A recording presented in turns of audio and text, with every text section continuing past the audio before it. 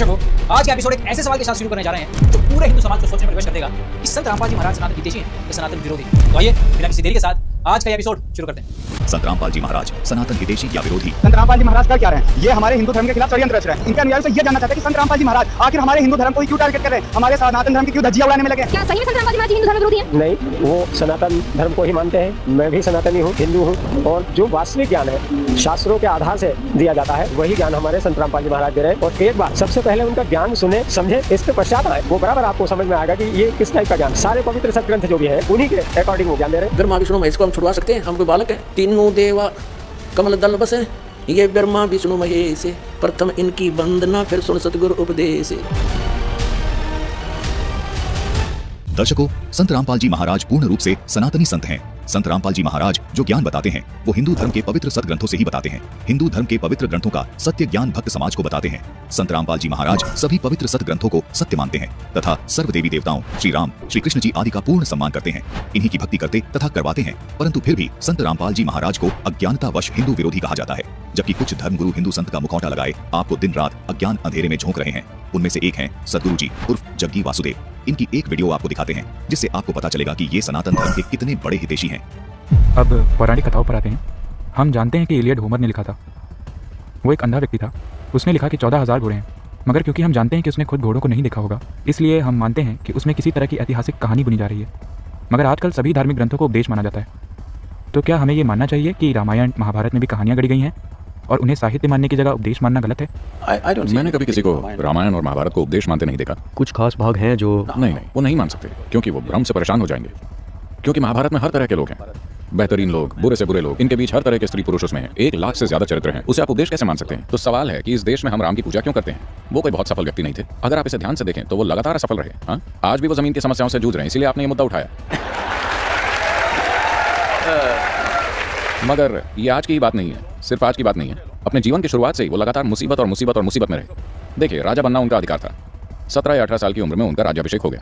उन्होंने एक राजकुमारी से विवाह किया और 1-2 साल के अंदर ही उन्हें जंगल भेज दिया गया। वो जंगल में पिकनिक मनाने नहीं गए थे, जैसा कि कुछ टेलीविजन धारावाहिक दिखा रहे हैं कि राम सीता वो सब कर रहे हैं। नहीं, ये उन्हें राज्य से, सत्ता से और हर चीज से बाहर फेंकने जैसा था। इन सबसे ही कोई व्यक्ति टूट सकता था, मगर वो वहीं बस गए।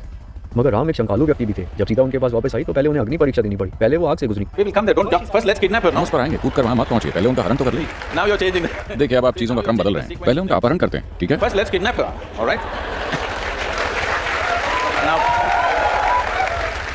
अब ये श्रीलंकाई लोग आकर उनकी पत्नी का अपहरण करके चले जाते हैं। आखिरकार वो एक राजा है। अगर कोई उनकी पत्नी को चुराकर 3000 किलोमीटर दक्षिण की ओर ले जाता है, ये पता लगाने के लिए कोई जीपीएस भी नहीं है कि श्रीलंका है कहाँ, ठीक है? उस समय में एक राजा होने के कारण वो इसका कोई स्थानीय समाधान खोज सकते थे। उनसे शादी करने के लिए बहुत सी स्त्रियां तैयार हो जाती। दर्शकों, अपने आप को दुनिया का सबसे बड़ा आध्यात्मिक वैचारिक मानने वाले इस स्वयंभू धर्मगुरु को अब आप क्या कहेंगे, जिनकी नजर में भगवान श्री राम एक असफल व्यक्ति से ज्यादा कुछ नहीं है, बिल्कुल एक असफल व्यक्ति। एक बार फिर सुन लीजिए। इस देश में हम राम की पूजा क्यों करते हैं? वो कोई बहुत सफल व्यक्ति नहीं थे। दर्शकों, इस वीडियो से स्पष्ट हो जाता है कि ये अहंकारी और अज्ञानी जग्गी वासुदेव जी अपनी अज्ञानतावश और अपने अहंकारवश अपने को ही श्रेष्ठ माने बैठे हैं। त्रिलोकीनाथ श्री रामचंद्र जी अर्थात श्री विष्णु भगवान को भगवान मानना तो दूर, उन्हें एक सफल व्यक्ति भी नहीं मानते। इस देश में हम राम की पूजा क्यों करते हैं? वो कोई बहुत सफल व्यक्ति नहीं थे। अगर आप इसे ध्यान से देखें तो वो लगातार असफल रहे। हाँ?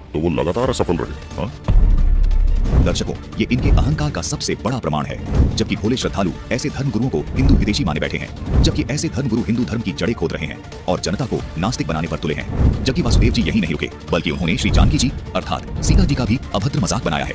बड़ी बेशर्मी से उनके अपहरण का मजाक उड़ा रहे हैं। देखिए, मगर राम एक शंकालु व्यक्ति भी थे। जब सीता उनके पास वापस आई तो पहले उन्हें अग्नि परीक्षा देनी पड़ी। पहले वो आग से गुजरी। हम उस पर आएंगे, कूद कर वहाँ मत पहुंचिए, पहले उनका हरण तो कर ली। देखिए, अब आप चीजों का क्रम बदल रहे हैं। पहले उनका अपहरण करते हैं, ठीक है? दर्शकों, जग्गी वासुदेव ने राम मंदिर को लेकर के जो टिप्पणी की है, इसको सुनने के बाद ऐसा लगेगा कि जग्गी वासुदेव जी श्री राम को इतना लाचार और असफल मानते हैं कि वो अभी भी राम मंदिर जमीन को पाने के लिए संघर्ष कर रहे हैं। इस देश में हम राम की पूजा क्यों करते हैं? वो कोई बहुत सफल व्यक्ति नहीं थे। अगर आप इसे ध्यान से देखें तो वो लगातार असफल रहे। हाँ, आज भी वो जमीन की समस्याओं से जूझ रहे हैं, इसीलिए आपने ये मुद्दा उठाया। अब सोचिए, हिंदू विरोधी या सनातन विरोधी कौन है, संत रामपाल जी महाराज या ये स्वयं भू सदगुरु जी, जो देश के सर्वोच्च पद पर आसीन नेताओं के साथ कार्यक्रम करके झूठी महिमा बनाए बैठे हैं। दर्शकों, आपने इस वीडियो में देखा कि श्री जग्गी वासुदेव जी देवताओं को भी नहीं मानते, उल्टा त्रिलोकीनाथ श्री राम व सीता देवी जी का अभद्र मजाक उड़ा रहे हैं। ऐसा करने के बावजूद कोई इनको हिंदू विरोधी नहीं कहता, जबकि इनके द्वारा किए गए अभद्र मजाक श्रोतागण जो हिंदू धर्म के ही प्रतीत होते हैं, वो ताली बजाकर और हंसकर इनके इस मजाक का समर्थन कर रहे हैं। श्री जग्गी वासुदेव जी श्री रामचंद्र जी को एक असफल व्यक्ति से अधिक कुछ नहीं मानते।